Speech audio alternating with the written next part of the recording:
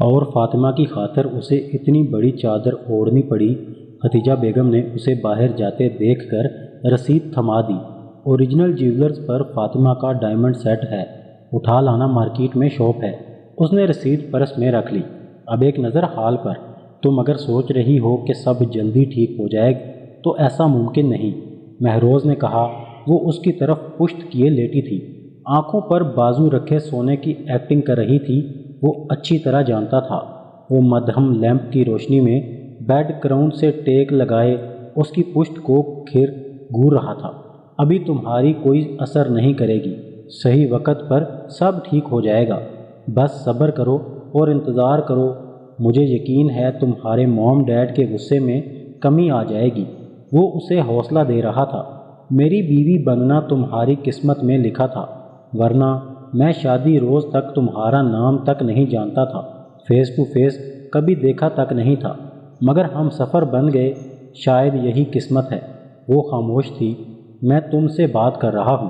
اس نے ہاتھ بڑھا کر انگلیاں اس کے بالوں میں پھنسائیں، وہ مگر بے حس و حرکت پڑی رہی۔ تم ٹھیک ہو، میں بھی غلط ہوں، لیکن یار میری بچپن سے عادت ہے، مجھے جو چیز پسند آ جائے میں اسے چھوڑ نہیں سکتا، ضد کا پکا ہوں، اور تمہارے معاملے میں بھی ایسا ہی ہوا۔ انسانوں اور چیزوں میں فرق ہوتا ہے، تم نے صرف اپنا سوچا، میرے جذبات کا نہ سوچتے، ایک بار اس لڑکی کا سوچ لیتے جو مایوں بیٹھی تھی۔ اب شادی نہ ہونے پر لوگ کتنی باتیں بنائیں گے۔ مجھے اپنی غلطی کا اعتراف ہے، لیکن تمہیں اپنا مان چکا تھا، چھوڑ نہیں سکتا تھا۔ مہروز اس کے بکھرے حلیے سے نظر چرا گیا تھا۔ کتنے دن ہو گئے تھے وہ اس کے ہوشربا حسن سے نظریں چرا رہا تھا۔ شادی کے روز سے اب تک اس نے دوبارہ اسے چھوا بھی نہیں تھا۔ آج پھر اس کی لاپرواہی اسے بے ایمان کر رہی تھی۔ جال تو تم پھینکتی ہو، بندہ کسی اور طرف دیکھنے کے قابل نہیں رہتا۔ وہ اس کے سراپے کو دیکھتے ہوئے بولا۔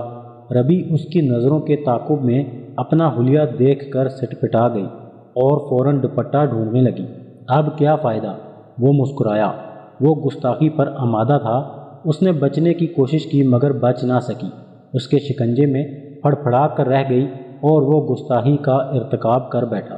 اس کی بات کا مفہوم گھوم پھر کر وہیں پر آیا جہاں لانا چاہتا تھا۔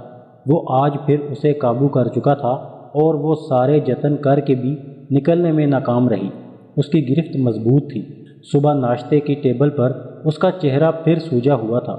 آج رات بھی وہ خوب روئی تھی، اس کی آنکھیں سوج گئی تھیں۔ اس کے کن اکھیوں سے اسے دیکھا، پھر کھسکنے میں مصروف ہو گیا۔ وہ جانتا تھا کہ اس کی نظر پڑی تو تپ جائے گی۔ آج کل رابعہ بیٹی کی کیا مصروفیات ہیں؟ فیروز بخت مہروز کے ڈیڈ نے پوچھا۔ وہ چائے میں چمچ ہلاتی رکی۔ میرا دل خوش کرنا۔ وہ سرگوشی کر گیا۔ اس نے قہر باز نظروں سے دیکھا۔ اس کا نام رابعہ نہیں ربی ہے۔ ربی کا مطلب بہار، عارفہ بیگم نے کہا۔ ماشاء اللہ، میں اتنے دن سے رابعہ سمجھ رہا تھا۔ میں نے سمجھا سب پیار سے ربی کہتے ہیں۔ نہیں، اس کا نام ہی ربی ہے، ربی احمد۔ عارفہ نے پورا نام بتایا۔ ربی احمد نہیں، ربی مہروز کہو۔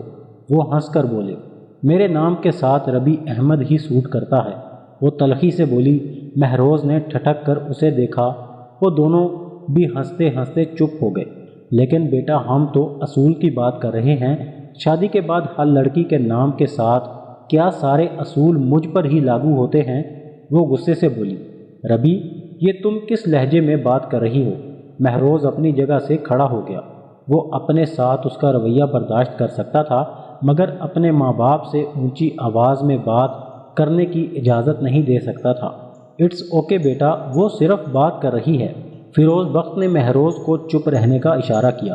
بات کرنے کا بھی طریقہ ہوتا ہے، یہ سب کو اپنے جیسا سمجھتی ہے، نان سیریس۔ مہروز کو کافی غصہ تھا۔ وہ مہروز کو نفرت سے گھورتے ہوئے اٹھ کر چلی گئی اور وہ دونوں مہروز کو سمجھانے لگے۔ وہ جن حالات میں گزری ہے، اپ سیٹ ہونا جائز ہے۔ آپ اس کی سائیڈ لے رہے ہیں، حالانکہ اس کی غلطی ہے۔ وہ اگر اپ سیٹ ہے تو دوسروں کو کیوں کر رہی ہے؟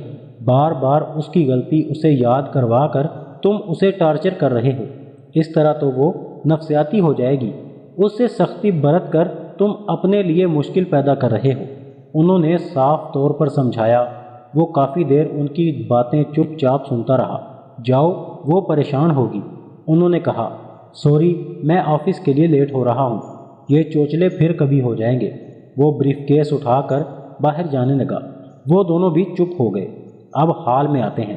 وہ واش روم سے نکل کر نکلی تو اس کی نظر بیڈ پر رکھے گئے ڈبے پر پڑی۔ اس نے ڈبہ اٹھا لیا۔ وہ موبائل سیٹ تھا، نیو ڈبہ پیک۔ اس پر لکھا تھا مسز ربی مہروز۔ اس نے ملازمہ کو پکارا۔ جی بیگم صاحبہ، یہ کس نے بھیجا ہے؟ چھوٹے صاحب نے، آفس سے ڈرائیور لے کر آیا تھا، دینے آیا، آپ نہا رہی تھی، میں بیڈ پر رکھ دیا۔ پچھلے 2 دن سے ان دونوں میں بات چیت بند تھی۔ وہ تو پہلے بھی اس سے بات نہیں کرتی تھی، اب وہ چپ تھا۔ کمرے میں مکمل خاموشی رہتی تھی، لیکن وہ اس کی عنایت کو چپ چاپ قبول نہیں کر سکتی تھی، اس لیے باہر گئی، فون ڈائریکٹری سے اس کے آفس کا نمبر ڈائل کیا۔ ہیلو، دوسری طرف سے مصروف سی گمبھیر آواز سنائی دی۔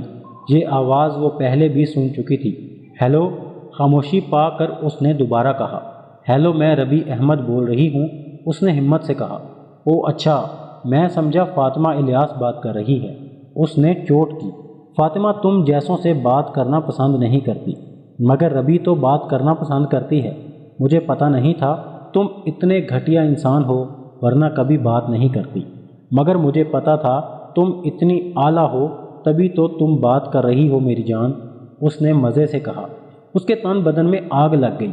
اس نے غصے سے فون کریڈل پر رکھا اور سر دونوں ہاتھوں میں گرائے بیٹھی تھی کہ فون پھر سے بجنے لگا۔ اس نے پہلے تو اگنور کیا، پھر اٹھا لیا۔ ہیلو، مہروز بخت بات کر رہا ہوں۔ پتہ ہے دنیا میں ایک ہی کم ظرف ہے، میری کم ظرفی کو تم جانو گی تو اور کون جانے گا؟ میری کم ظرفی کے سب ہتھیاروں سے واقف ہو تم۔ تم نے فون بھیجا ہے؟ ہاں بھیجا ہے۔ کیوں؟ میں نے تو نہیں مانگا، لیکن مجھے تو پتہ ہے تمہیں کس کس چیز کی ضرورت ہے، اور فون بھی آج کل کی ضروریات میں شامل ہے۔ میری ضرورتیں تو اور بھی بہت سی ہیں، کس کس ضرورت کو پورا کرو گے؟ اس نے عجیب لہجے میں کہا۔ تم ایسا کرو، اپنی ضروریات کی لسٹ بناؤ، پھر دیکھتے ہیں کیا پوری کر سکتا ہوں اور کیا نہیں۔ تو لکھو۔ ربی نہ چاہتے کیا سوچ رہی تھی، وہ اسے زچ کرنا چاہتی تھی۔ گاڑی بلیک سلون۔ کیا بلیک کی بجائے وائٹ سے کام نہیں چل سکتا؟ وہ لکھتے ہوئے بولا۔